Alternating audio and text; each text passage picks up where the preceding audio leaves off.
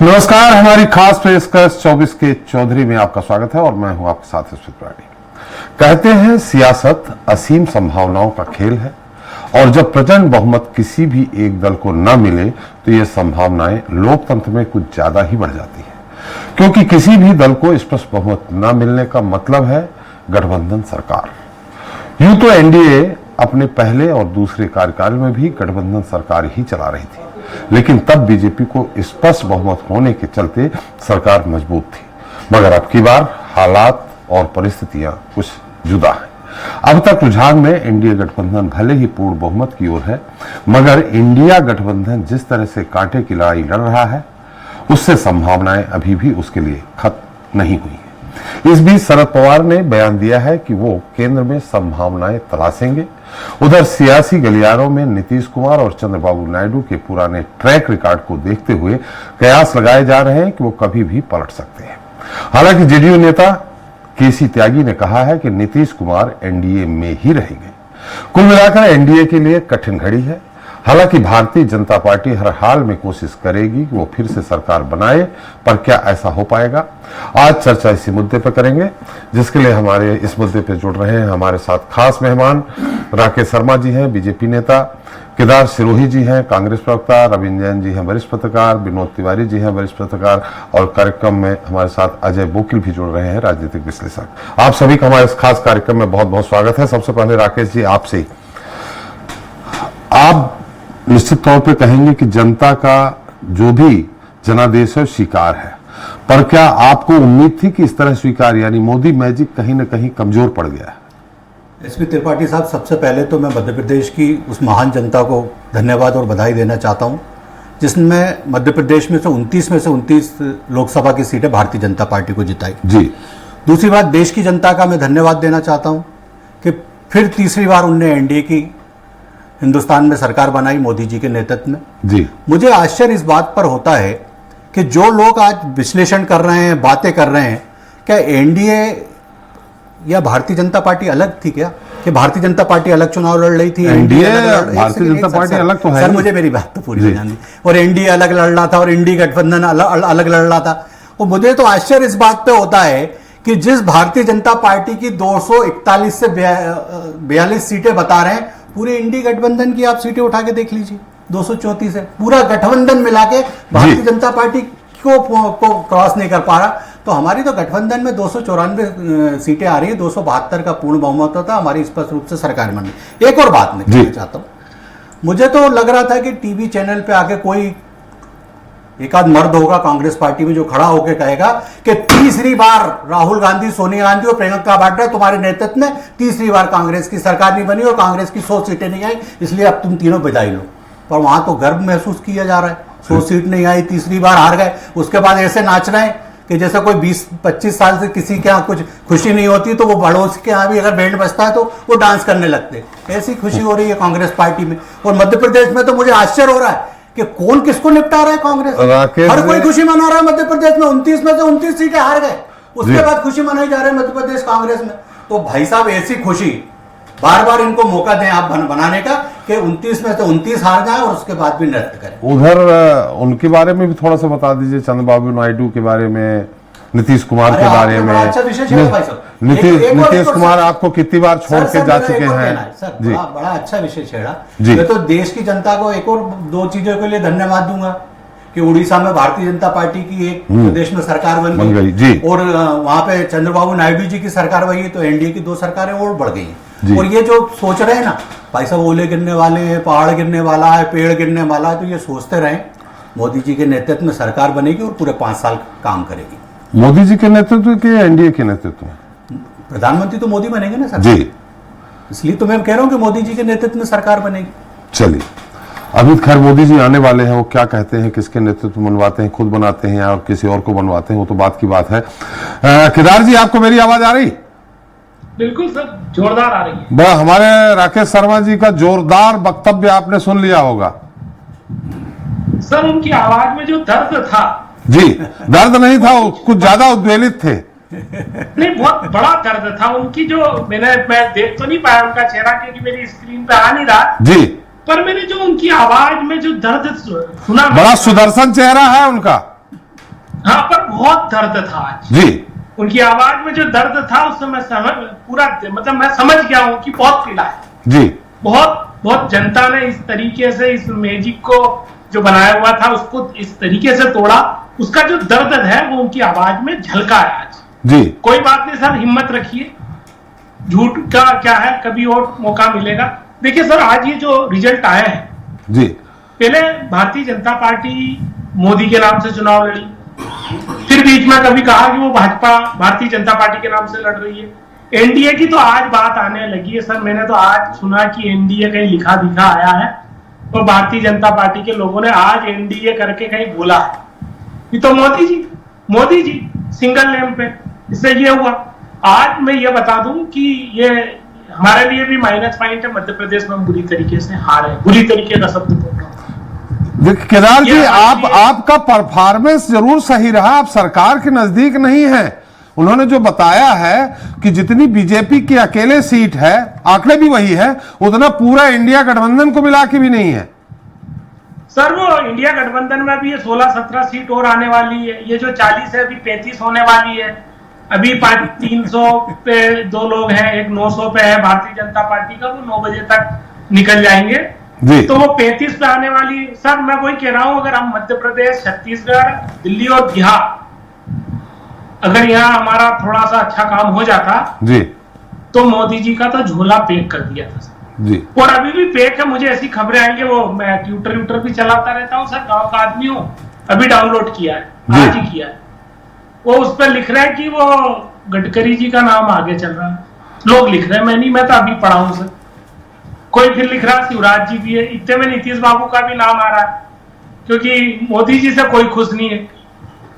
तो अभी मोदी जी के नेतृत्व की सरकार बन जाए, ये कैसे बोल रहे हैं? अभी तो नेताओं का बैठक होगा। अभी तो ऐसा हो सकता है कि नीतीश जी और नायडू साहब, और उसके बाद में 2-3 हमारे कल ही सीनियर लीडरों ने कहा था 2-3 दल हमारे भी संपर्क में। वो तो शरद पवार जी संभावनाएं तलाश रहे हैं, लेकिन केदार जी मोदी मैजिक तो ये इतनी सीटें बीजेपी खुद बीजेपी में कभी नहीं। अटल जी ने भी सरकार चलाई, कभी भी 200 पार के आंकड़े से नहीं गए। एक बार 283 सीट, एक बार 303 सीट, इस बार 240-42। ये मोदी जी की मैजिक में ही दम है ना कि उन्होंने बीजेपी को अकेले 242 सीट दिलवाई ना। इसमें सर मैजिक में थोड़ा सा सर वो कोष्टक लगा के अगर बीच में थोड़ी सी चीजें लिख दोगे तो जनता को भी ठीक लगेगा। ईडी लिख दीजिए सर, उसमें सीबीआई लिख दीजिए सर, सरकारी संस्थान लिख दीजिए सर, पैसे लिख दीजिए सर, मीडिया लिख दीजिए सर, कारपोरेट लिख दीजिए सर, पूरा पंच बना के बोलेंगे ना, मजा आएगा। मतलब नहीं, ये चुनाव के पहले बोलना था आपको। अब चुनाव के बाद फिर भी वो तीसरी बार एनडीए, देखे नेहरू जी ने लगातार तीसरी बार प्रधानमंत्री बनने का रिकॉर्ड बनाया था, मोदी जी बना रहे हैं। नहीं, मोदी जी अभी कहा तीसरी बार बन जाए सर। एनडीए की सरकार, राष्ट्रपति जी किसको बुलाएंगे भाई? प्री पोल गठबंधन है। नहीं वो ठीक है, पर अभी मोदी जी बने नहीं है सर। जैसे जनवरी में जो मामला था सर, समझिए जनवरी में 500 पार, 400 पार, एक तरफा है, कैंडिडेट नहीं मिलेंगे, बूथ पे। राहुल जी भी बोल रहे थे कि 294 सीटें आएंगी। राहुल जी बोल रहे हैं 294 सीटें आएंगी। हाँ सर, 294 का बोला है, धीरे धीरे 294 लोग हो जाएंगे सर। चलिए मैंने तोड़ेंगे धीरे धीरे। चलिए हमारे साथ रविंद्र जी है। रविंद्र जी क्या कहेंगे, अब आगे का सिनेरियो क्या होने वाला है? जैसा अभी केदार जी भी कहा, संभावनाएं हमने भी कहा कि जो ट्रैक रिकॉर्ड है नीतीश जी का, तो वो तो आपको अच्छे से मालूम है। चंद्रबाबू नायडू जी जो वहां गठबंधन हुआ है, बीजेपी की मात्र 8 सीटें हैं, वो अकेले अपने दम पे राज्य में सरकार बनाने की स्थिति में है नायडू जी। तो अब वो स्थिति तो नहीं रहेगी, तय है। वो भी अपने कुछ अपने लोगों को मंत्री बनवाना चाहेंगे।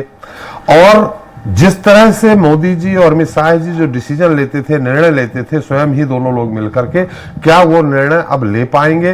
और जो ऐसा कि केदार जी कह रहे हैं कि 294 हो जाएंगी, मतलब ढूंढ रहे हैं लोगों को, ऐसी भी संभावना है? रविंद्र जी देखिए त्रिपाठी जी, एक बड़ी सूचना मैं आपके माध्यम से सारे दर्शकों को भी बताना चाहता हूँ। कुछ देर पहले जो नीतीश कुमार जी के पार्टी के एमएलसी हैं मिस्टर सलीम बिंडो अलीम, कुछ देर पहले उनका बयान आया है और उन्होंने ये कहा है कि एनडीए में जितने भी दल हैं उनमें सबसे योग्य व्यक्ति प्रधानमंत्री के लिए नीतीश कुमार जी हैं। जी। अब इसका क्या अर्थ लगाए कि एक नीतीश कुमार की पार्टी के एमएलसी खुद बयान दे रहे हैं सार्वजनिक रूप से कि एनडीए में जितने नेता हैं प्रधानमंत्री के लिए सबसे काबिल नेता नीतीश कुमार है। यानी कि आप ये मान के चलें कि नीतीश कुमार ने अपने एक समर्थक के जरिए ये खबर पहुंचा दी है मोदी तक कि यदि आप प्राइम मिनिस्टर का पद दे रहे हो तो मैं रुक रहा हूं, वरना मेरे रास्ता सीधा सीधा है।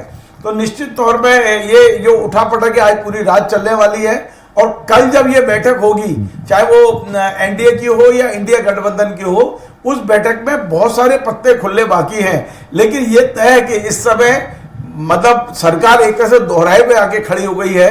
रास्ता कल तय होगा कि सत्ता के सिंहासन तक कौन पहुंचेगा, लेकिन जो महत्वाकांक्षा है वो कहना चाहिए वो उबाल मारने लगी हैं। त्रिपाठी जी, एक छोटी सी बात और कहूंगा, राकेश जी बार बार उंगली उठा रहे हैं तो उनको मौका मिलना चाहिए। मैं एक बात और कहना चाहता हूं कि इस बार कांग्रेस ने और इंडिया गठबंधन ने तय कर लिया है कि उसे एक की जगह 4 उप प्रधानमंत्री भी बनाने पड़े, किसी प्रकार का कोई भी पद बांटना पड़े। इस बार वो किसी भी कीमत में नरेंद्र मोदी को पीएम बनने से रोकने की पूरी कोशिश करेंगे या करने की कोशिश कर रहे हैं, जैसा कि दिख रहा है, जिस तरह के संकेत आ रहे हैं।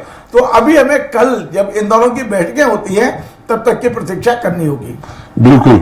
विनोद तिवारी जी हमारे साथ हैं। हाँ राकेश जी बोलिए। अरे एक सेकंड का सब जी जी जी जी, एक सेकंड ही लीजिए। देखिए, नीतीश कुमार जी की पार्टी के सबसे बड़े नेता हैं केसी त्यागी साहब, जो अधिकृत प्रवक्ता भी रहे हैं, राष्ट्रीय महासचिव हैं कांग्रेस उसके नीतीश पार्टी के।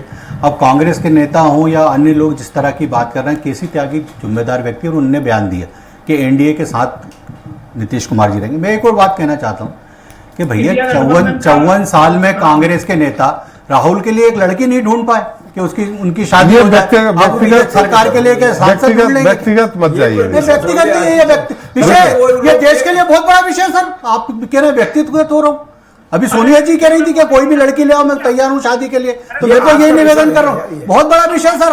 आप ये हमारा विषय है ना, सरकार कैसे बनाएगी, देखिए फिर वो विषय पे आप डिस्कशन कर रहे हैं। मोदी जी पे भी जाएंगे, हो सकता है तो हम भी किसी भी बात को विषय पे व्यक्तिगत मोदी जी पे भी जाएंगे। दूसरी बात एक और बात है कि छिंदवाड़ा में कमलनाथ हार गए, कांग्रेस पार्टी कुछ बात करे ना उनपे।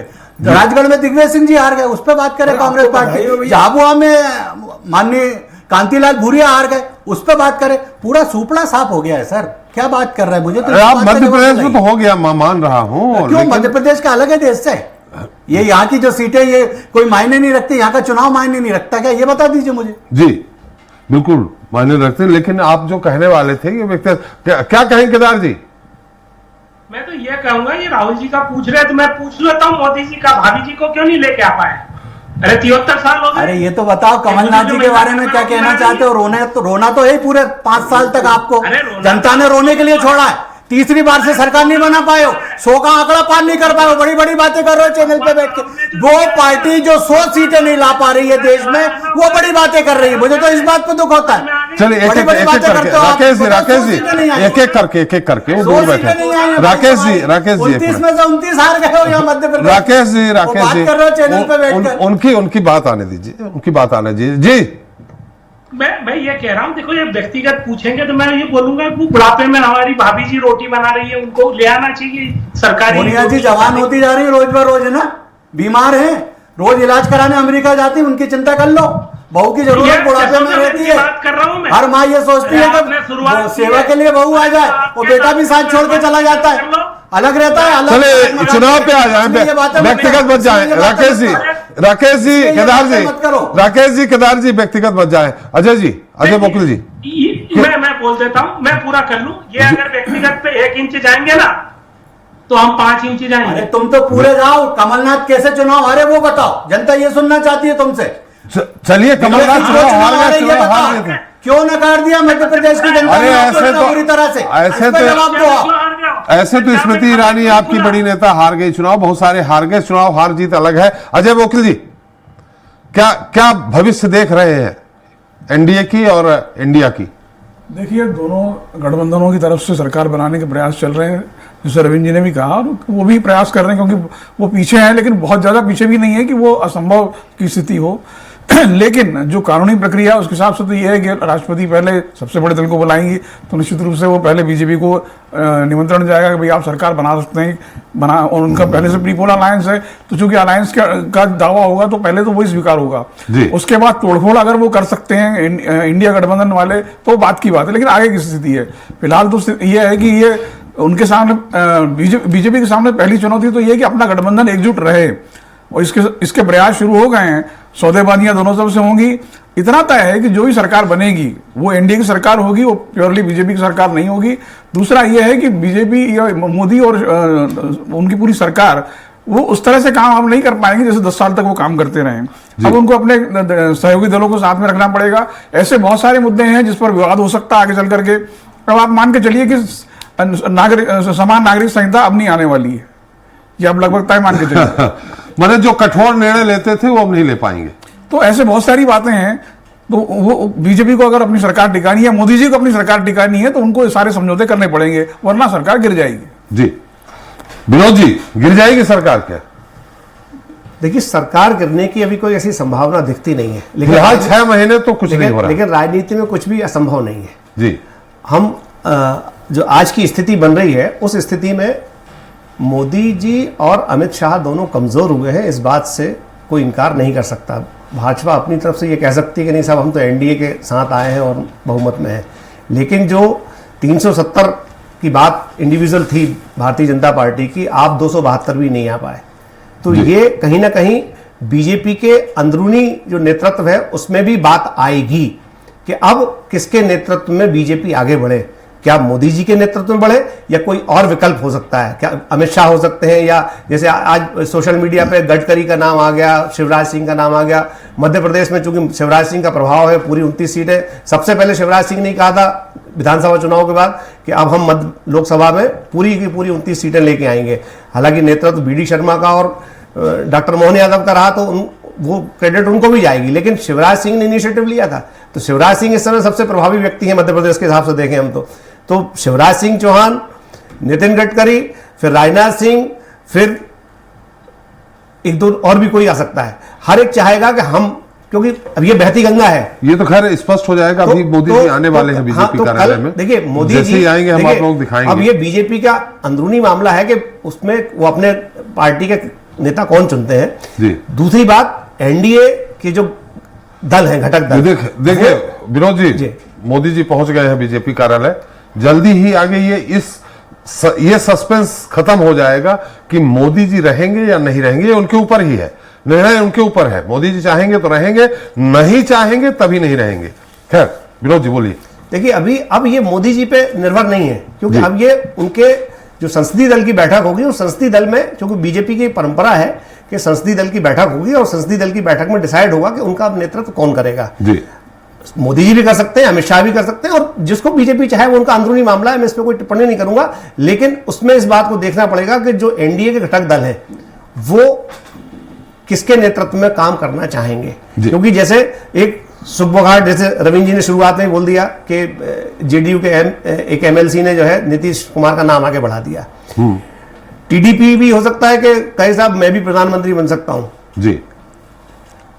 तो इस बात से कोई इनकार नहीं करता। और अब इस समय ये बार्गेन करने की स्थिति में, क्योंकि बीजेपी के पास स्पष्ट बहुमत नहीं है अकेले की दम पे, तो बार्गेन कुछ भी हो सकता है। और शाम को जब राहुल गांधी ने भी प्रेस कॉन्फ्रेंस की थी, खड़गे उसमें थे प्रेस कॉन्फ्रेंस में, उन्होंने भी कहा कि हम संभावनाएं तलाश रहे हैं, हम देखेंगे। शरद पवार ने अलग जुमला छेड़ दिया, पहले कहा कि भाई हमने जो है उनसे बात कर रहे हैं चंद्रबाबू नायडू से और नीतीश कुमार से, उस बाद उन्होंने नहीं, हमने कोई बात नहीं करी। मतलब कहीं ना कहीं चर्चा छेड़ दी है, और चर्चा छेड़ने का सिर्फ कारण यह है कि चर्चा में रहे और कहीं ना कहीं कुछ चीजें किसी के दिमाग में आए, किसी के पल्लवित हो कि हाँ मैं प्रधानमंत्री बनने लायक हूं, मैं प्रधानमंत्री बन सकता हूं। मैं, जैसा कि आपने कहा था कि 4 उप प्रधानमंत्री, अरे 4 के 6 भी बना देंगे तो क्या फर्क पड़ना है। चाहे जितने बनाओ भाई, सत्ता अगर हासिल करना है तो कुछ भी हो सकता है।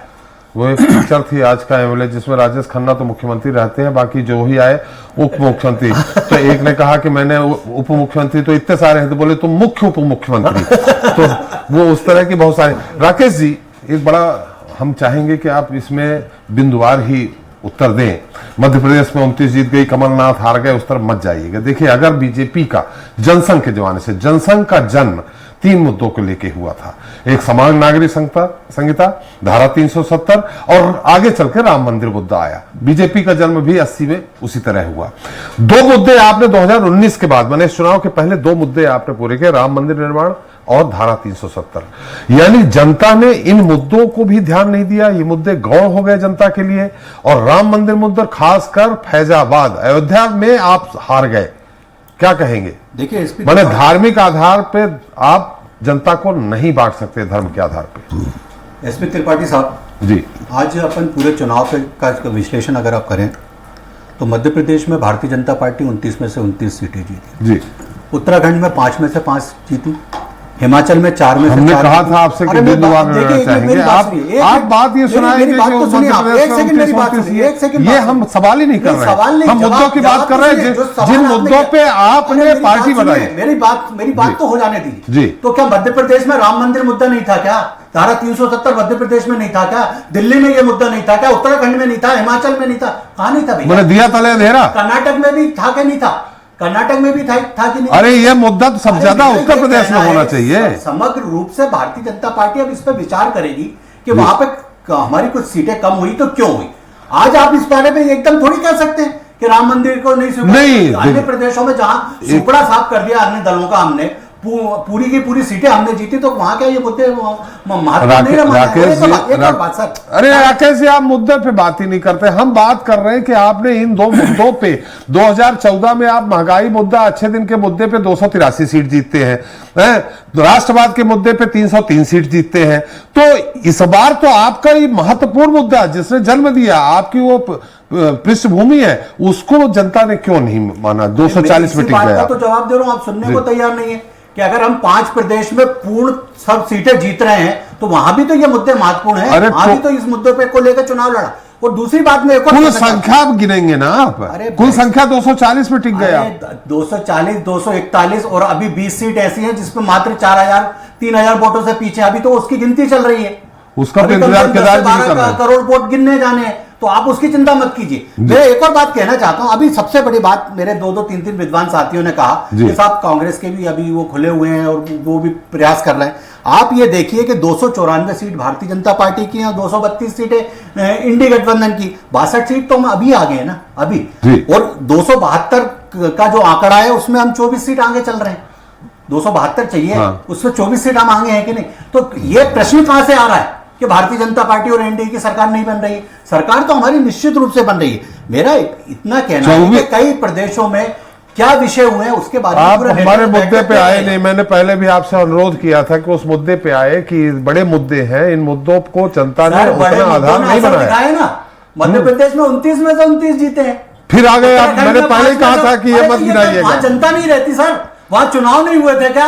वहां पर गिफ्ट में दे दी क्या आपने? अरे तो सरकार, जनता नहीं चुनाव। राकेश जी कीजिए मत, कीजिए मत है। आप प्रश्न जो सुनना चाहते हो, क्या सुनना चाहते हो? हम सुनना ये चाहते हैं कि 303, 283 और 240 हम ये सुनना चाहते हैं। तो 240 बन रही है, 294 सीटें हैं। एनडीए चुनाव लड़ा था, पिछली सरकार भी एनडीए। चलिए आप नहीं नहीं बताएंगे। रवीन जी, हम आपसे जानना आ रहा हूं केदार जी आपके पास। रवीन जी बताइए, जो मैंने ये मुद्दा उठाया था, राकेश जी के तो आदत है वो घुमा ही देंगे, अपने मतलब की बात कहेंगे, बोलेंगे 2 मिनट बात सुनिए, तो वो 2 मिनट बात कभी पूरा होता नहीं है और थोड़ा सा वो उद्वेलित भी जल्दी हो जाते हैं। भगवान ने गला भी बहुत अच्छा दिया है तो किसी को बोलने भी नहीं देते। त्रिपाठी जी, मैं एक बात कहना चाहता हूँ। हम लोग राकेश जी से पूछेंगे तो आप जानते हैं वो क्या क्या क्या कहेंगे, लेकिन इतनी जबरदस्त उपलब्धियां नरेंद्र मोदी जी की सरकार में थी।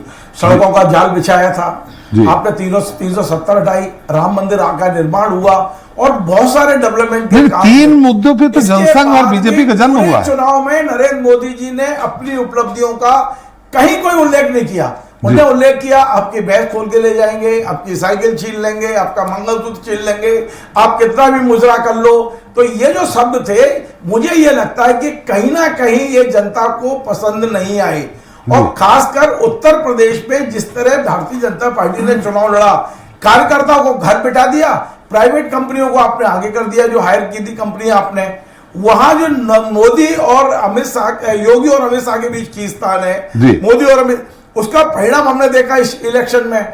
देखिए मध्य प्रदेश की बात हम बाकी राज्यों से इसलिए नहीं कर सकते हैं। मध्य प्रदेश भारतीय जनता पार्टी की राकेश जी, बहुत बड़ी आएंगे प्रयोगशाला आपके है। जी। मध्य प्रदेश भारतीय जनता पार्टी का ऐसा गढ़ है कि सारे बड़े प्रयोग यहां से होते हैं। और मध्य प्रदेश में भारतीय जनता पार्टी का संगठन इतना नीचे लेवल पे है त्रिपाठी जी कि उसका परिणाम हमने देखा। और कांग्रेस में इस बार जो रणनीति बनाई थी कांग्रेस ने, भारतीय जनता पार्टी ने, कि हमें दिग्विजय सिंह को अपने क्षेत्र में घेर देना है, कमलनाथ को अपने क्षेत्र में घेर देना है, और उसका फायदा हुआ कि उन्होंने पूरी 29 सीटें जीत ली। लेकिन ये रणनीति दूसरी जगह गुजरात और मध्य प्रदेश, हिमाचल छोड़ के बाकी जगह क्यों नहीं सफल हुई? नहीं, वही उत्तर प्रदेश में क्यों नहीं सफल? मैं कह रहा हूं ये यहाँ जो उत्तर प्रदेश में सबसे बड़ी गलती हो गई है, वो जो मोदी और योगी टकराव है, वो क्लियर है, कोई माने ना माने। और राजस्थान में जी, राजस्थान में कांग्रेस का प्रदर्शन बहुत अच्छा रहा इस बार, क्योंकि वहां गहलोत और सचिन पायलट के अंदर जो समन्वय बैठा है दोनों का, और दूसरा मुख्यमंत्री इन्होंने जो दिया है वो बहुत कमजोर। तीसरा वसुंधरा राजे की जो उपेक्षा वहां हुई है, वो बहुत लोकप्रिय नेता है जिनकी उपेक्षा। तो जो एक के बाद एक गलतियां करते गए ये लोग, और कहीं ना कहीं इसका एक अहंकार था कि हमें किसी भी कीमत पे वसुंधरा राजे स्वीकार नहीं है तो नहीं है। देखिए वसुंधरा राजे शिवराज सिंह चौहान नहीं है कि तमाम अपमान के बाद भी वो आपके पीछे पीछे लगे रहेंगे, आपके साथ काम करते हैं। शिवराज जी ने देखिए हर चीज को अलग करके पार्टी लाइन पे काम किया, पर वसुंधरा जी इस बार घर बैठी रही, वसुंधरा जी ने काम नहीं किया, कहीं भी प्रचार करने नहीं निकली, और उसका खामियाजा आपको देख रहे हो राजस्थान में उन्होंने भुगतना पड़ा। ऐसे कई फैक्टर है। भारतीय जनता पार्टी में मोदी जी और अमित शाह समीक्षा करें ना करें, पर राष्ट्रीय स्वयंसेवक और ये मिलकर करेंगे। और एक बात और मैं बोल दूं त्रिपाठी जी, मैं अपना लास्ट वक्तव्य यही पूरा करूंगा कि सबसे बड़ा जो नुकसान हुआ है वो ये हुआ है कि नड्डा जी ने चुनाव के बीच में इंडियन एक्सप्रेस को जो इंटरव्यू दे दिया कि अब हमारी पार्टी इतनी बड़ी हो गई है कि अब हमें आरएसएस की जरूरत नहीं है। उसके बाद बेशक कुछ भी हो, लेकिन आरएसएस के कार्यकर्ता घर बैठ गए, बहुत बड़े बेल्ट में घर बैठ गए, और उसका खामियाजा ये सामने है। बेशक भारतीय जनता पार्टी के नेता तत्काल स्वीकार ना करें, लेकिन जब इसकी समीक्षा होगी तो ये सब चीजें निकल कर आएंगी। जी आ रहा हूं वकील जी। अभी केदार जी, एक तो आपको इस बात की बधाई कि लंबे समय बाद 10 साल बाद आप नेता प्रतिपक्ष बना पाएंगे अपना लंबे समय बाद 10 साल के बाद। दूसरा इस बात का कि आप 100 सेंचुरी नहीं पहुंचे हैं, और जिस तरह से आज मैंने देखा बॉडी लैंग्वेज, राहुल जी आए, खड़गे जी आए, प्रियंका जी भी साथ में थी, सोनिया जी भी आई, ऐसा लग रहा था जैसे ताजपोशी हो गई हो। बन रहा है सर, प्रधानमंत्री इंडिया गठबंधन से ही बनने वाला है, और ये इसकी स्क्रिप्ट लिखाई जा रही है, और जल्दी आपको एक खुशखबरी आप ही ब्रेकिंग देंगे। सर अभी अच्छी चर्चा हुई, जैन सर ने भी अच्छा कहा। अभी इस चुनाव को जो मैंने देखा है, मैं भी काफी एक्टिव रहा हूं पूरे दौर में जी। जो चुनाव था, वाकई में मोदी जी की गारंटी की तो बात हुई, पर उस गारंटी में था क्या वो किसी ने बात नहीं की जी। सब लोगों ने ये कहा मोदी की गारंटी, मोदी की गारंटी। अमूमन मैंने भी 150 करीब डिबेट अटेंड की ये 1.5-2 महीने के पीरियड में। देखिए एनडीए गठबंधन 20 सीट 22 सीट ज्यादा है बहुमत से, आप कह रहे हैं कि रिजेक्ट कर दिया जनता ने। सर 24 नहीं है 22 सर, नहीं है 22, वो 240 ही है। और दूसरी बात अभी नहीं, वो सिर्फ बीजेपी है। आप इंडिया को एक मिनट राकेश जी, आप इंडिया को तो गठबंधन मान रहे हैं, पूरे इंडिया की जितनी सीटें गठबंधन की गिना रहे हैं, और इनके साथ क्यों अन्याय कर रहे हैं राकेश जी के साथ कि सिर्फ बीजेपी मान रहे हैं? भाई उनका भी गठबंधन मानिए ना। सर मैं राकेश जी के साथ अन्याय कर ही नहीं सकता हूं। नहीं तो फिर इनका भी गठबंधन को मानिए। 292 93 बोलिए। सुन तो लीजिए सर, जी। वो तो भगवान की भगवान है इनके नेता, तो जी। भगवान के साथ कोई अन्याय करेगा क्या? जी, ये तो घोर पाप हो जाएगा ना सर। जी। सवाल ये है कि 290 है, और मुझे ऐसा लग रहा है अभी 85-86 पे रह जाएगी पूरी। तो भी बहुमत है, तो भी बहुमत है। नहीं, फिर मैं बता रहा हूं जी। नीतीश कुमार जी हमारे इंडिया गठबंधन के वो नारियल फोड़ने वाले नेता रहे। वैसे एक सेकंड का समय चाहता हूं। इंडिया का जो एक मिनट में रोक के सबको एक खबर देना चाह रहा हूं। अभी अभी राष्ट्रीय अध्यक्ष जेपी नड्डा जी ने इस बात की घोषणा कर दी है कि प्रधानमंत्री नरेंद्र मोदी जी ही रहेंगे। अभी अभी घोषणा की है जी। केदार जी। हाँ, तो अब बात ये आ गई है कि नीतीश कुमार जी हमारे यहाँ मुहूर्त करने वाले हैं। टीडीपी से भी हमारे कोई खराब रिश्ते नहीं है, और इनका 240, इनको 72। अभी तो मैं सुन रहा हूं कि यूपी में आरएलडी राष्ट्रीय लोकदल जयंत चौधरी पलटी मारने वाले हैं। 2 सीट में एक-एक क्या पलटी- करेंगे वो? सर 2-2 एक-एक करके ही तो सर ये नीचे आते जाएंगे। हाँ, 240 में। फिर तो वैसी जी को भी इसमें गिन एक मिनट का समय चाहिए लीजिए। मुझे। जम्मू का 1 मिनट के राकेश जी, बाकी भी वक्त है। एक सेकंड का बस। जम्मू कश्मीर में 2 निर्दलीय जीते हैं, उनको भी गिन लीजिए। उमर अब्दुल्ला आपके साथ थे, खुद चुनाव हार गए हैं। तो ऐसी स्थिति में तो ये एनडीए के साथ भी हो सकता है कि आपके लोग टूट के आ जाए। एनडीए के साथ वो बोल रहे हैं ना सर कि प्रधानमंत्री नरेंद्र मोदी नहीं चाहिए, ऐसा एक आदमी ने ट्वीट किया कि हमको तो वो गडकरी जी चाहिए। ये सिक्का एक आदमी के ट्वीट से क्या होता है? एक आदमी के ट्वीट से क्या एक होता है? सेकंड का समय चल राकेश जी, अभी नहीं। एक सेकंड बस। जी नहीं एक राकेश, सेकंड। आपका 1 सेकंड 1 घंटे के बराबर हो जाता है। नहीं नहीं इतना कहना नहीं, चाहता एक मिनट ममता राकेश जी। बनर्जी ने अभी पत्रकार वार्ता करी और उसमें उन्होंने स्पष्ट रूप से कहा कि कांग्रेस का सुपड़ा साफ हो गया है और कांग्रेस ने भारतीय जनता पार्टी से पैसे लिए थे। तो ये तो जो जिस दल की बात कर रहे हैं, जिस दल को इकट्ठे होने की बात कर रहे हैं, चलिए ममता बनर्जी राकेश जी आपके समझ आएगा। तो अजय जी हो गया आपका, केदार जी बोल चुके हैं आप, कुछ बाकी है आपका भी मुद्दा राकेश जी जैसा? 1 मिनट। मेरा बोलना अभी काफी बाकी है। जी देखिए थोड़ा पंजाब संक्षेप में। भारतीय जनता पार्टी 0 हो चुकी है। जी पंजाब में इनका पूरा ममता जनाधार बनर्जी चला को भी गया। बोल दिया। राकेश जी आपको समय देते हैं, ऐसे में डिस्कशन नहीं होता है। जी केदार जी। सर मेरा समय राकेश जी को दे दीजिए, अब उनका समय जाने वाला है। हमको तो अगले 5-50 साल बोलना ही है। राकेश नहीं जी अभी तो उनका 6 महीने कुछ नहीं होना। देखिए अभी महामहिम राष्ट्रपति जी बुलाएंगे, उन्हीं को बुलाएंगे। प्री पोल अलायंस है तो गठबंधन को बुलाएंगे, वैसे भी बड़ी पार्टी 240 उन्हीं को बुलाएंगी, रहेंगे।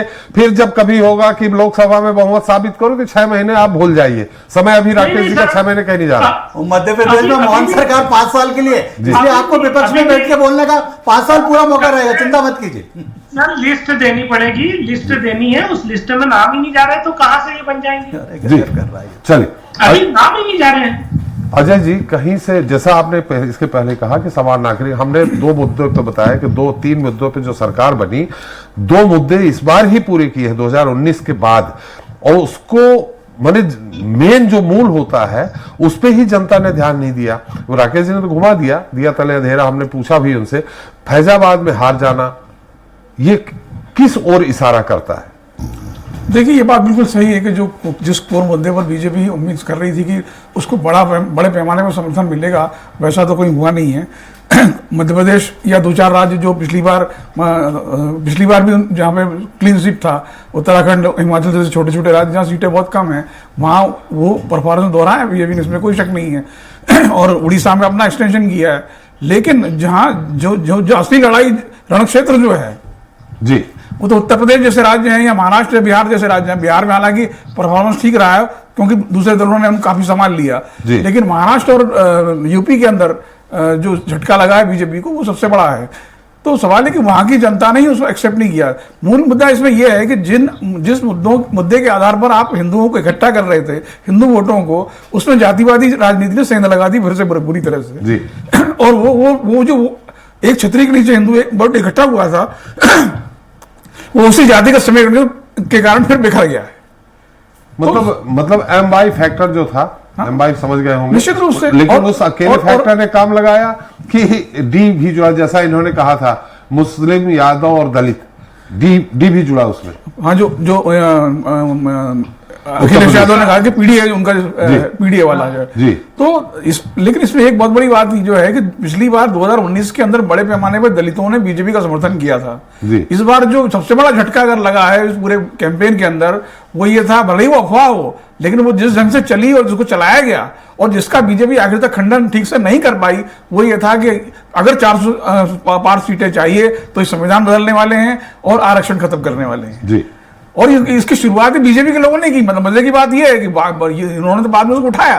बीजेपी के लोगों ने कहा हाँ साहब 400 पार इसलिए चाहिए क्योंकि हम संविधान बदलना है। ये कहीं स्पष्ट नहीं था संविधान बदलने का निश्चित रूप से मतलब क्या है, लेकिन उसकी व्याख्या ये थी कि कहीं ना कहीं इसका मतलब ये है कि ये उन लोगों के अधिकारों को खत्म करना चाहते हैं जिनको संविधान ने वो विशेष अधिकार दिए हुए हैं। उसमें सबसे बड़ा आरक्षण का मुद्दा था। इसलिए पढ़ा लिखा दलित वर्ग जो है, हालांकि मध्य प्रदेश में उसका ज्यादा असर दिखाई नहीं दिया, ये बात भी सही है, लेकिन यूपी, बिहार, महाराष्ट्र, इन सब राज्यों के अंदर ये बहुत ज्यादा ये बात चली है और दलित जो छिटका है बीजेपी से, इसलिए बहुत सारी सीटें इनको गंवानी पड़ी हैं।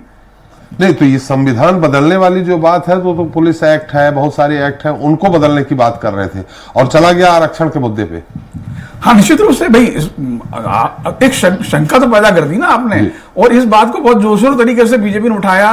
राहुल गांधी तो संविधान की किताब हाथ में ले लेके भाषण दे रहे थे लगातार, और ये कह रहे थे, जब हालांकि बाद में मोदी जी ने उसको काउंटर किया कि कोई मेरे रहते संविधान को नहीं बदल सकता, लेकिन सवाल ये है कि ये तो है ना कि जो बूंद से गई बहुत से नहीं आती, वो वाली स्थिति है। जो एक बार चल गई वो चल गई, और वो इतने गहरे तक चली है। वो खास करके उस वर्ग के अंदर जो पढ़ा लिखा दलित वर्ग है, उसको लगा कि अगर आरक्षण खत्म हो गया तो हम तो कहीं के नहीं रहेंगे जी। तो और ये जो है सोच, ये इतने नीचे तक गहराई तक चली गई है कि उसको बीजेपी काउंटर करते करते थक गई, और लेकिन उनके मन पर उस पर कोई असर नहीं हुआ। इसलिए बाकी जो लाभार्थी योजनाएं में थी इन राज्यों के अंदर वही काम नहीं आई। विनोद जी, जो हरियाणा की स्थिति देखिए, 2014 में 7 जीती थी, 2019 10 की 10 जीती थी, इस बार आधे आध हो गई। पंजाब में खाता नहीं खुला, जहां 2 सीटें थी, अकाली दल का भी नहीं खुला। क्या यहां पे किसान आंदोलन का कोई प्रभाव पड़ा है? निश्चित रूप से त्रिपाठी जी, किसान आंदोलन पश्चिमी यूपी, पंजाब और हरियाणा, इन 3 स्थानों पे, पश्चिमी यूपी में टेनी हार गए। हाँ, तो यहां पर किसान आंदोलन का प्रभाव पड़ा है। और राजनीति से हटके अगर हम देखें तो किसानों की जो स्थिति है, जिसको लेके भारतीय जनता पार्टी और एनडीए की सरकार ने हमेशा ये कहा था, हम किसानों को की आय बढ़ाएंगे, दुगनी करेंगे और किसानी को, खेती को लाभ का व्यवसाय बनाएंगे जी। इसमें ये विफल हुए हैं, एक बात। दूसरी बात, इन्होंने कमिटमेंट तो किया किसानों से कि हम एमएसपी देंगे, लेकिन एमएसपी कितनी देंगे और किस पे देंगे। जैसे कि अभी पिछले विधानसभा में एक मुद्दा आया था, उसमें ये कहा था कि गेहूं की खरीदी 2700 रुपए में होगी, मध्य प्रदेश में की बात कर रहे थे। खरीदी कितने की हुई? 2400 रुपए में। तो ये जो मिस कमिटमेंट है, ये कहीं ना कहीं दिखता है, और किसान भी अवेयर है इस समय। और जहां भी कमिटमेंट की कमी आएगी वहां इस तरह के परिणाम तो देखने को मिलेंगे, क्योंकि मध्य प्रदेश से ज्यादा यूपी की जनता बहुत अवेयर है, पंजाब में भी बहुत अवेयर लोग रहते हैं, हरियाणा में तो मतलब बगैर राजनीति के खाने नहीं पचता है। तो ये जहां जहां भी स्थितियां बनी है, जैसे कि अभी अजय जी बोल रहे थे कि संविधान का विषय पे सफाई नहीं दे पाई बीजेपी, बिल्कुल सही बात है। ये संविधान का मसला जिस तरह से उठाया, और जो बात स्पष्ट कहीं नहीं हुई, ना बीजेपी ने कहा कि संविधान में क्या बदलने वाला है, और ना कांग्रेस ने कहा संविधान में क्या बदलने वाला है, लेकिन परोक्ष रूप से जो विषय आया, और जो कमजोर वर्ग था उसको ये समझ में आया कि अगर बीजेपी ने संविधान बदल दिया तो पता नहीं क्या आफत आने वाली है, और ये कौन सा नया गणित आएगा कि हम इसमें जी पाएंगे या नहीं जी पाएंगे। ये जो डर, इस डर के कारण जो है वो दलित वोट और जो पिछड़ा वर्ग का वोट है वो बीजेपी से थोड़ा छिटका है। अच्छा, कई जगह सवर्ण वोट भी छिटका है थोड़ा सा, क्योंकि क्या होता है कि कहावत है कि दूर के ढोल सुहावने। तो कहीं नगाड़ा जब बज रहा है तो नगाड़े की जब दूर थाप जाएगी तो वो सुर में देखती है, लेकिन जब नगाड़ा किसी के कान के पास बजता है ना तो वो उससे परेशान हो जाता है। यूपी में यही हुआ है जी। यूपी में राम मंदिर का नगाड़ा तो बजा, लेकिन वहां की जनता उस नगाड़े के सुर से परेशान हो गई कि अब कान फोड़ हो गया। तो वो जो है बात जनता के गले नहीं उतरी, और कहीं ना कहीं कुछ अंदरूनी वहां की चीजें रही हैं। जैसे कि रविंद्र जी ने भी कहा था कि योगी और मोदी, अमित शाह और योगी के बीच का जो टसल थी, या पैरासूट कैंडिडेट उतार दिए गए और उन कैंडिडेट को समर्थन देने की बात आई। फिर दूसरा एक चंद्रशेखर आजाद पैदा हो गए वहां पे, उन चंद्रशेखर आजाद ने जो है वो दलित वोट को डाइवर्ट कर दिया, जो मायावती को डरा के बीजेपी ने कहा था कि तुम अलायंस नहीं करोगे और अकेले चुनाव लड़ोगे तो हमको फायदा मिलेगा, तो वो फायदा भी बीजेपी को नहीं मिल पाया। और चंद्रशेखर भी चुनाव लगभग शायद अभी घोषणा होना बाकी होगी, मैं समझता हूँ वो 4 लाख से ज्यादा से जीता। हाँ, वो आगे 4 लाख के लगभग। हाँ, तो वो जीत गया। तो ये जो परिणाम आए इस तरह के, ये सब चीजें ये बता रही हैं कि बीजेपी ने जो अपने ताना बाना बुना था, जो रणनीति बनाई थी, वो रणनीति में यूपी में तो खास तौर से फेल हो गई बीजेपी। जी। ये मोदी जी कितने से जीते हैं? अभी शायद 1.5 लाख से। 1.5 लाख से जीते हैं। मात्र 1,53,000 से। जी राकेश जी, हम सवाल भी कर लें आपको? बोलने वाले सवाल हमारा आपसे, आपको झटका अगर सही में पूरी तरह से लगा, उत्तर प्रदेश में तो लगा, आपको महाराष्ट्र और राजस्थान में जबरदस्त झटका लगा, और उसका कारण कहीं ना कहीं खुद आप हैं। उसकी वजह यह है कि आपने, चलिए भजनलाल शर्मा जी को आपने बना दिया, आपने अपने जो वरिष्ठतम लीडर है वसुंधरा जी को भी छोड़ दीजिए, कोई और आपको मिलता, आपको वही कारण रहा कि घर बैठ गई, राजेंद्र जी ने भी कहा है, जिसके कारण 11। दूसरा, आपके असली शिवसेना जो है वो 6 सीट पे सिमट गई, नकली शिवसेना उद्धव ठाकरे जी वाली वो 10-11 सीट ले गई। आपकी असली एनसीपी अजीत पवार जी 4 या 5 सीट पे सिमट गए, और नकली जो शरद पवार जी है, एक को मिली है, एक मिली अजित पवार को। हाँ, एक पे, और जो नकली थी आपके नाम से वो ज्यादा मिल गई। ये जनता ने पसंद नहीं किया। देखिए, मैं तो एक बात कहना चाहता हूँ, 17 स्थानों पे भारतीय जनता पार्टी ने महाराष्ट्र में चुनाव लड़ा था जी। 11 या 12 सीटें भारतीय जनता पार्टी की वहां मिल रही है जी। तो भारतीय जनता पार्टी के साथ तो जनता खड़ी है। और दूसरी बात, मैंने अलायंस के साथ नहीं खड़ी मेरी थी। बात तो सुनिए भाई साहब, मेरे को बोल तो नहीं दिएगा। अरे उसके बाद आप उधर बोलते नहीं जो मैं पूछता हूँ। मैं सिंधे का भी जी। परफॉर्मेंस अच्छा है, कोई दिक्कत नहीं है उसमें। क्योंकि सवाल मेरा एक और बात कहना है जी। मैं पिछले चले आधे एक घंटे- राकेश जी, आपके नेताजी बोल रहे हैं, मोदी जी बोल रहे हैं, मैं एक बार सुनवाते हैं आपको।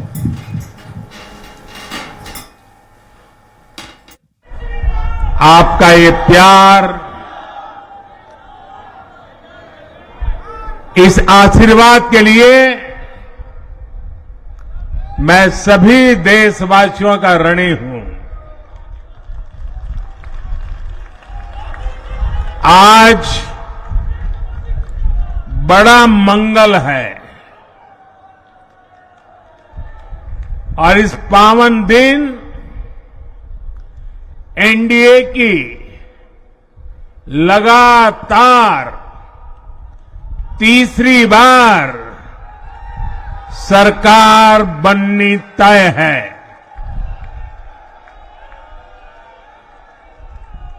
हम सभी जनता जनार्दन के बहुत आभारी हैं। देशवासियों ने भाजपा पर, एनडीए पर पूर्ण विश्वास जताया है। आज की ये विजय दुनिया के सबसे बड़े लोकतंत्र की जीत है। ये भारत के संविधान पर अटूट निष्ठा की जीत है। ये विकसित भारत के प्रण की जीत है। ये सबका साथ, सबका विकास, इस मंत्र की जीत है। ये 140 करोड़ भारतीयों की जीत है। भाइयों और बहनों,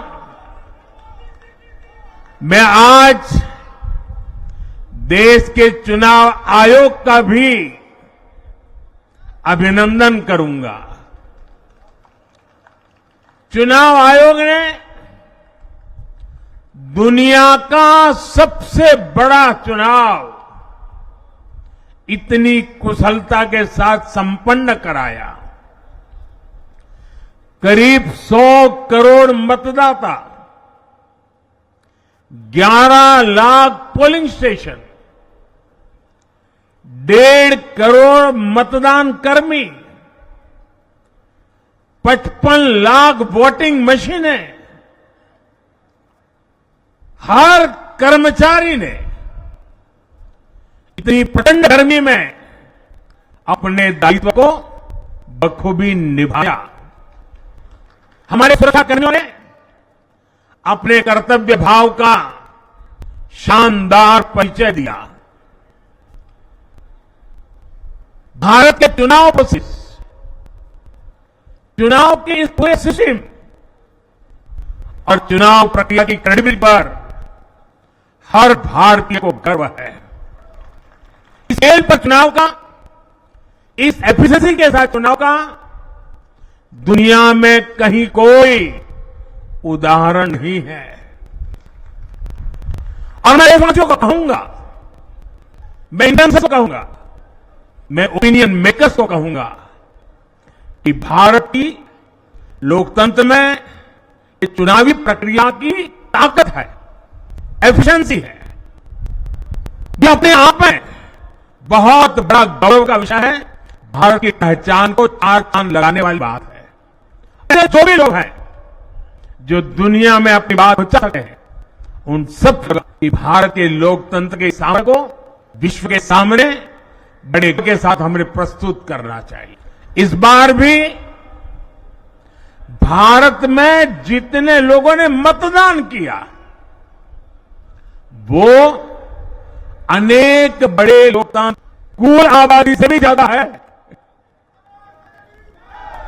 जम्मू कश्मीर के मतदाताओं ने इस चुनाव में रिकॉर्ड वोटिंग कर अभूतपूर्व उत्साह दिखाया है और दुनिया भर में भारत को बदनाम करने वाली जो ताकतें हैं उनको आईना दिखा दिया है। मैं देश के हर मतदाता को, जनता जनार्दन को विजय के इस पावन पर्व पर आदरपूर्वक नमन करता हूं। मैं देश भर के सभी दलों, सभी उम्मीदवारों का भी अभिनंदन करता हूं। सभी की सक्रिय भागीदारी के बिना लोकतंत्र की ये विराट सफलता संभव नहीं थी। भाजपा के, एनडीए के हर कार्यकर्ता साथी को भी मैं हृदय से धन्यवाद करता हूं। साथियों, इस चुनाव के, इस जनादेश के कई पहलू हैं। 1962 के बाद पहली बार कोई सरकार अपने 2 कार्यकाल पूरे करने के बाद तीसरी बार वापस आई है।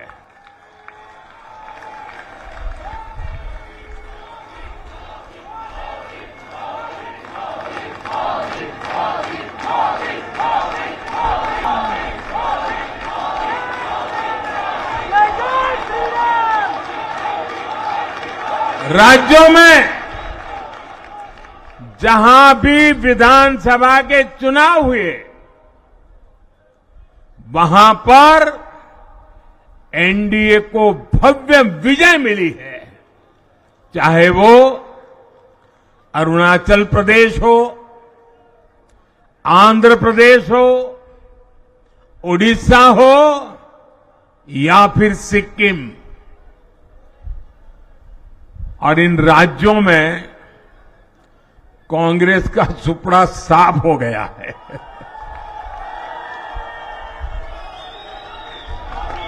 मेरे पास डिटेल तो नहीं है, लेकिन शायद उनको जमानत बचाना भी मुश्किल हो गया होगा।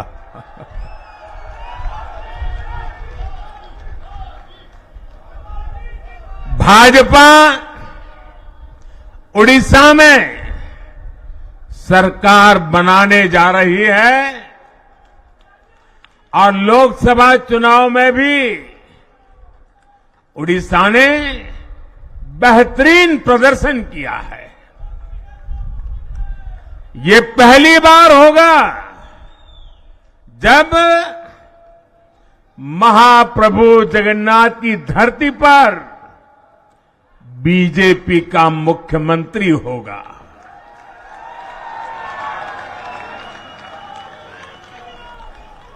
बीजेपी ने केरला में भी सीट जीती है।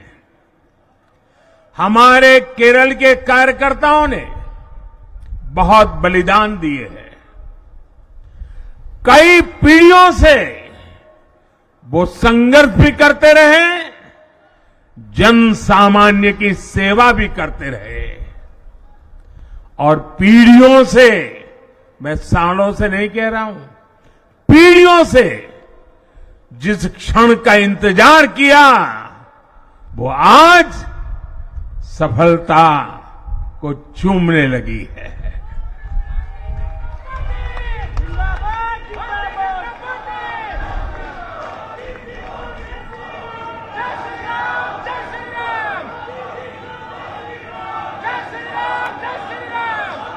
तेलंगाना में हमारी संख्या दोगुना हो गई है।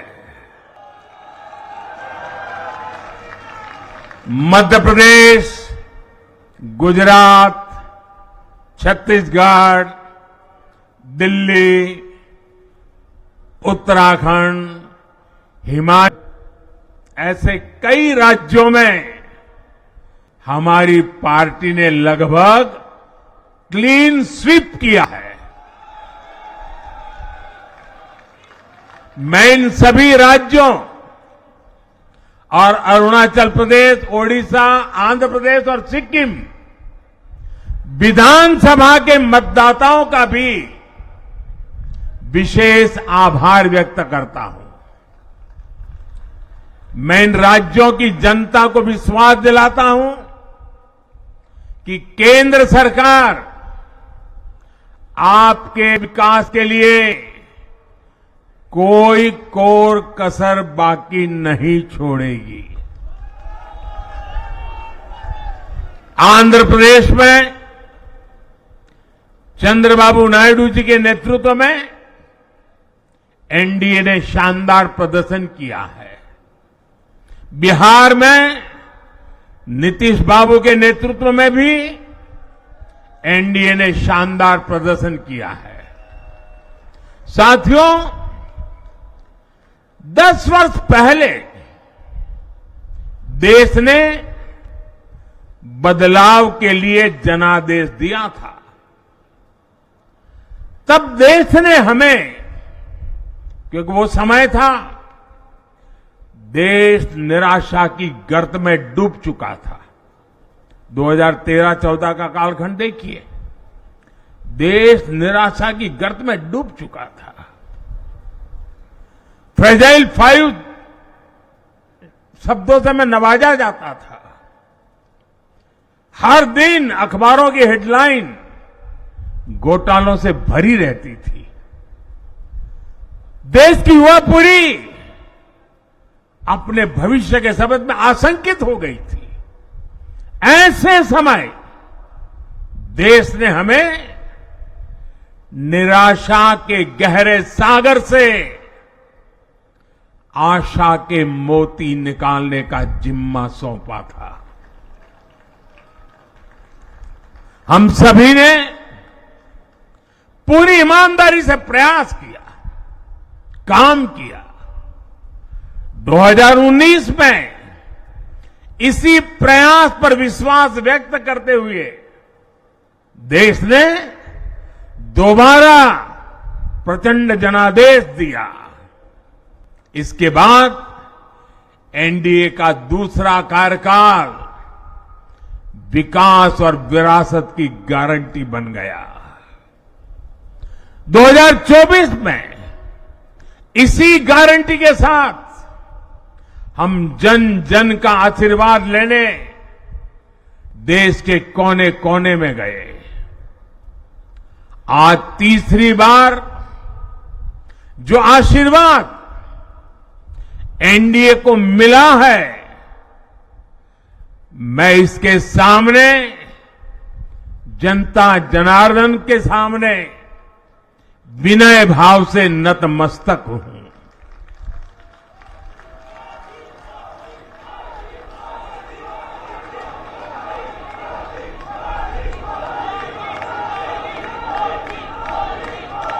साथियों, आज का यह पल निजी तौर पर मेरे लिए भी भावुक करने वाला पल है। मेरी मां के जाने के बाद ये मेरा पहला चुनाव था, लेकिन सच मानिए, देश की कोटि कोटि माताओं, बहनों, बेटियों ने मां की कमी मुझे खलने नहीं दी। मैं पूरे देश में जहां जहां भी गया, माताओं, बहनों, बेटियों ने अभूतपूर्व स्नेह और आशीर्वाद दिया। और ये आंकड़ों में नहीं दिख सकता है। देश के इतिहास में महिलाओं द्वारा वोटिंग के सारे रिकॉर्ड टूट गए। इस प्यार, इस अपनेपन को मैं शब्दों में बयान नहीं कर सकता। ये मेरे भावों में है, ये मेरे मन मस्तिष्क के कोने कोने में रचा बसा है। देश की कोटि कोटि माताओं बहनों ने मुझे नई प्रेरणा दी है। साथियों, पिछले 10 साल में देश ने बहुत बड़े फैसले लिए हैं। राष्ट्र प्रथम की भावना हमें असामान्य लक्ष्य हासिल करने का हौसला देती है। ये हम में कुछ कर गुजरने की इच्छा शक्ति उत्पन्न करती है। हमने दुनिया की सबसे बड़ी जन कल्याणकारी योजनाएं चलाई। आजादी के 70 साल बाद 12 करोड़ लोगों को नल से जल मिला। आजादी के 70 साल बाद 4 करोड़ गरीबों को पक्के घर मिले। देश के 80 करोड़ जरूरतमंदों को मुफ्त राशन की सुविधा मिली। करोड़ों गरीबों को 5 लाख रुपए तक के मुफ्त इलाज की सुविधा मिली।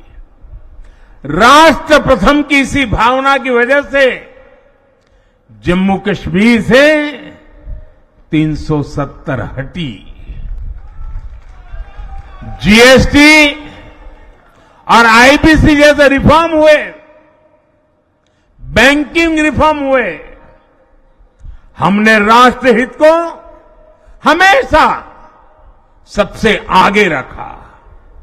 आप याद करिए, कोरोना का इतना बड़ा संकट आया, हमने वही फैसला लिया जो देश हित में था, जनहित में था।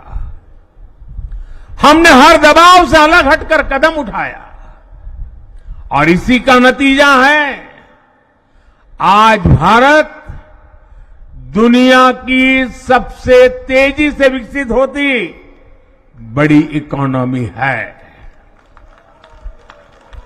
राष्ट्र प्रथम की यही भावना भारत को आत्मनिर्भर बनाएगी। साथियों, हमारे सामने एक महान संकल्प है, विकसित भारत का संकल्प। 10 साल के बाद लगातार तीसरी बार जनता जनार्दन का प्यार, उनका आशीर्वाद हमारा हौसला बढ़ाता है, हमारे संकल्प को नई मजबूती देता है, नई ऊर्जा देता है। हमारे विरोधी एकजुट होकर भी उतनी सीटें नहीं जीत पाए जितनी इस लोकसभा चुनाव में अकेली बीजेपी ने जीती है।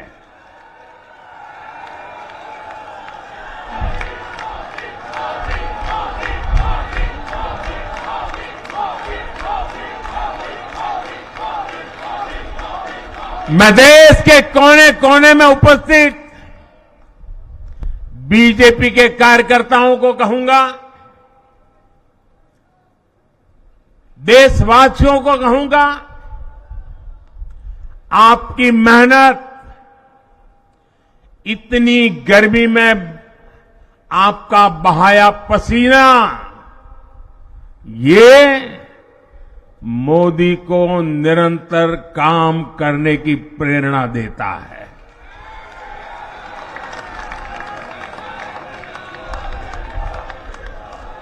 और मैं देशवासियों को दोबारा दोहराना चाहता हूं, अगर आप 10 घंटे काम करेंगे तो मोदी 18 घंटे काम करेगा। आप 2 कदम चलेंगे तो मोदी 4 कदम चलेगा। हम भारतीय मिलकर चलेंगे, देश को आगे बढ़ाएंगे। तीसरे कार्यकाल में देश। तो आपने देखा कि प्रधानमंत्री नरेंद्र मोदी ने एनडीए की जो सीटों का रुझान है उसको लेकर क्या कुछ कहा। फिलहाल खबरों में बस इतना ही। देखते रहिए स्वराज एक्सप्रेस। नमस्कार।